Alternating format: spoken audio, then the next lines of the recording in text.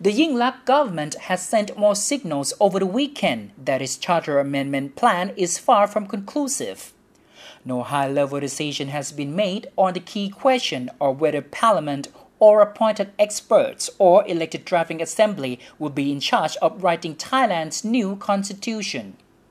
The government's camp has been split into three camps. One wants the traditional route of giving the task to Parliament. Another calls for election for a drafting assembly. The other proposes that an appointed panel of experts be assigned to create a new charter. The last group received a boost last Friday when the Independent National Rule of Law Commission, or NRLC, issued a statement calling for establishment of a 34-member committee to amend the charter. The NRLC, led by former Senate Speaker Ukrit Mongkol-Nawin, said there was no need for a drafting assembly elected by the people.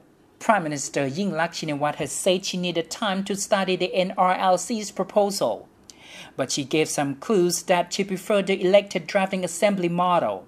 While acknowledging the drafters must be experts, Yingluck said they must also be acceptable to the public. The Prime Minister said her government now needed to give greater priority to Thailand's economic problems. The statement was seen as a change in her administration's stand concerning charter amendment. Before the end of last year, all senior government politicians confirmed that the constitutional reform would be a top priority in 2012. The first hint that the government would not be in such a hurry came from Deputy Prime Minister Chalerm Yubamrung. Shortly after the New Year Day, Chalerm said that the amendment process would also take at least 8 months. He was not even clear-cut on whether he was talking about the whole process or just the initial process. To reform the charter, 2 key processes are required. First, the current constitution will have to be amended to allow the rewriting to begin. The second process involves writing a new charter. After a new charter has been drafted, Thailand will also face a contentious question of whether it should go through a public referendum.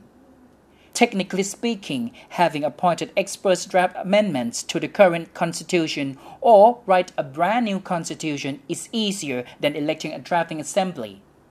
However, appointees would face a greater scrutiny and their neutrality will always be questioned.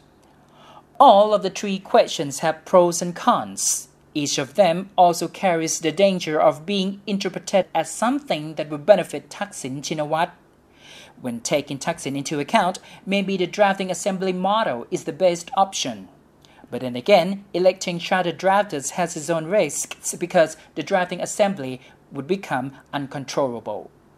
Tun Sathit Thaptim, The Nation Analysis for ASEAN TV.